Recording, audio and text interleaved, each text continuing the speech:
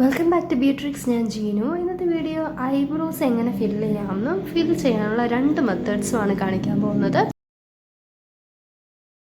നിങ്ങൾക്ക് ഇതിനോട് കാണാമല്ലോ, 2 ഐബ്രോസ് തമ്മിൽ നല്ല ഡിഫറൻസ് ഉണ്ട്. അപ്പം നമുക്കിത് എങ്ങനെയാണ് ഈ ലുക്ക് അച്ചീവ് ചെയ്യുന്നുള്ളത് നോക്കാം. നമുക്ക് വീഡിയോയിലേക്ക് പോകാം.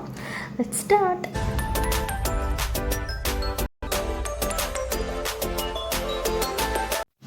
ആദ്യം ഞാനിവിടെ എടുത്തിരിക്കുന്ന പ്രോഡക്റ്റ് മ്യൂസിക് ഫ്ലവർ ജെൽ ഐലൈനറാണ്. അതിൽ ബ്രൗൺ ഷെയ്ഡാണ് ഞാൻ എടുത്തിരിക്കുന്നത്. അതിൻ്റെ കൂടെ തന്നെ ഒരു ബ്രഷും വരുന്നുണ്ട്. ഞാൻ ലിങ്കൊക്കെ ഡിസ്ക്രിപ്ഷൻ ബോക്സിൽ ഇടാം കേട്ടോ. അപ്പോൾ അത് വളരെ ക്രീമി ആയിട്ടുള്ള ഒരു പ്രോഡക്റ്റ് ആയതുകൊണ്ട് തന്നെ നമ്മൾ ബ്രഷ് ഡിപ്പ് ചെയ്യുമ്പോൾ വളരെ സൂക്ഷിച്ച് വേണം ഡിപ്പ് ചെയ്യാനായിട്ട്. ഒരു ആങ്കിൾ ബ്രഷ് അതിൻ്റെ കൂടെ കിട്ടുന്നതാണ്. വളരെ ലൈറ്റ് ഹാൻഡഡ് ആയിട്ട് വേണം ഡിപ്പ് ചെയ്യാനായിട്ട്. ഒത്തിരി പ്രോഡക്റ്റ് ബ്രഷിലേക്ക് പോരാൻ പാടില്ല. അതിനുശേഷം ആദ്യം നമ്മൾ ചെയ്യേണ്ടത് മിഡിൽ നിന്ന് സ്റ്റാർട്ട് ചെയ്യുക. ജസ്റ്റ് ഇങ്ങനെ സ്ട്രോക്സ് പോലെ വേണം വരച്ചു കൊടുക്കാനായിട്ട്. ഒറ്റയടിക്ക് വരയ്ക്കാൻ പാടില്ല. അത് മനസ്സിലായില്ലേ? അപ്പോൾ ചെറുതായിട്ട് ഇങ്ങനെ വരച്ച് കൊടുക്കുക. നമ്മുടെ ഐബ്രോസിൻ്റെ ഹെയർ ഗ്രോത്തിൻ്റെ അതേ ഡിറക്ഷനിൽ തന്നെ ഇങ്ങനെ വരച്ചു കൊടുക്കുക. അതുപോലെ മുകളിലും വരച്ചു കൊടുക്കുക. ഒരു ഔട്ട്ലൈനാണ് ക്രിയേറ്റ് ചെയ്യുന്നത്. അത് കഴിഞ്ഞ് ഇനി നമ്മൾ പ്രോഡക്റ്റ് എടുക്കേണ്ട ആവശ്യമില്ല. ബ്രഷിലുള്ള ബാക്കി പ്രോഡക്റ്റ് യൂസ് ചെയ്ത് തന്നെ നമുക്ക് സ്റ്റാർട്ടിങ്ങിൽ ഒരു വര വരച്ചു കൊടുത്തിട്ട് പിന്നെ മുകളിലേക്ക് നമുക്ക് സ്ട്രോക്സ് വരച്ചു കൊടുക്കാം. ഐബ്രോസിൻ്റെ ഹെയർ ഗ്രോത്തിൻ്റെ അതേ ഡിറക്ഷനിൽ മുകളിലേക്ക് വരച്ചു കൊടുക്കാം. കുറച്ച് അങ്ങോട്ടും ഇങ്ങോട്ടൊക്കെ സ്പ്രെഡ് ആവുന്നുണ്ട്, അത് നോക്കേണ്ട ആവശ്യമില്ല. ഇനി ബ്രഷിൽ വരുന്ന ബാക്കി പ്രോഡക്റ്റ് യൂസ് ചെയ്ത് തന്നെ ഉള്ളിലും കൂടെ ഒന്ന് ഫില്ല് ചെയ്ത് കൊടുക്കാവുന്നതാണ്.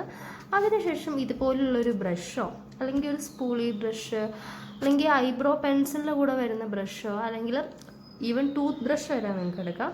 അത് യൂസ് ചെയ്ത് നന്നായിട്ട് കോംബ് ചെയ്ത് കൊടുക്കുക. ഐബ്രോസിൻ്റെ അതേ ഡയറക്ഷനിൽ ഫ്രണ്ടിലൊക്കെ സ്ട്രെയിറ്റ് ആയിട്ട് കോംബ് ചെയ്തിട്ട് മിഡിൽ പോർഷനിൽ വരുമ്പോൾ ആ സെയിം ഗ്രോത്തിൻ്റെ ഡയറക്ഷനിൽ തന്നെ എൻഡിലെത്തുമ്പോഴേക്കും താഴേക്കും ബ്രഷ് ചെയ്ത് കൊടുക്കും. ഞാനിതൊന്ന് ജസ്റ്റ് ബാക്ക് കോംബ് ചെയ്ത് കൊടുക്കുന്നുണ്ട്, കാരണം കുറച്ച് കട്ട പോലെ ഇരിക്കുന്നതായിട്ട് തോന്നി. അപ്പോൾ നിങ്ങൾക്കൊന്ന് ബാക്ക് കോംബ് ചെയ്ത് കഴിഞ്ഞാൽ നന്നായിട്ട് തന്നെ ഇരിക്കുന്നതാണ്.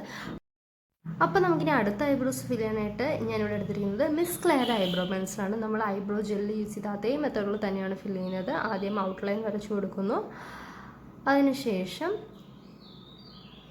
ഫ്രണ്ടിൽ നിന്ന് ജസ്റ്റ് ലൈറ്റ് ഹാൻഡഡ് ആയിട്ട് ചെറിയൊരു വര കൊടുക്കുന്നു. ആ ഒരു വര കൊടുക്കുമ്പോഴത്തേക്ക് നിങ്ങൾക്കൊരു ഫ്രഷ്ലി ഗ്രൂംഡ് ആയിട്ടുള്ളൊരു ഐബ്രോസിൻ്റെ ലുക്ക് വരാൻ വേണ്ടിയിട്ടാണ് അങ്ങനെ ചെയ്യുന്നത്. പിന്നെ മുകളിലേക്ക് സ്ട്രോക്സ് വരച്ചു കൊടുക്കുക.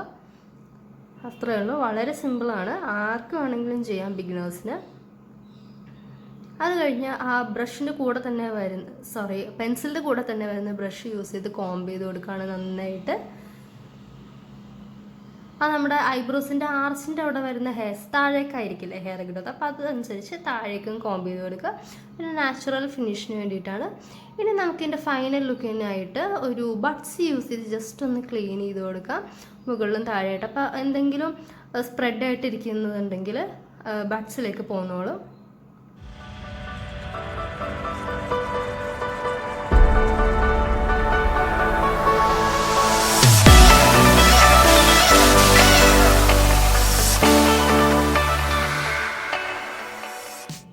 ഇപ്പോൾ എല്ലാവർക്കും മനസ്സിലായില്ലേ ഐബ്രോസ് ഡിഫൈൻ ചെയ്യുന്നത് കൊണ്ട് നമ്മുടെ ഫേസിൽ എന്തൊരു ഹ്യൂജ് ഡിഫറൻസ് ആണ് വരുത്തുന്നതെന്നുള്ളത്.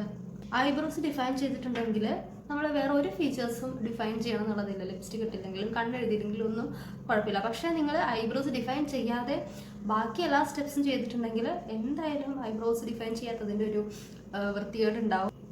അപ്പോൾ വീഡിയോ ഇഷ്ടമായിട്ടുണ്ടെങ്കിൽ സബ്സ്ക്രൈബ് ചെയ്യുക, ലൈക്ക് ചെയ്യുക, ഷെയർ ചെയ്യുക. ബൈ.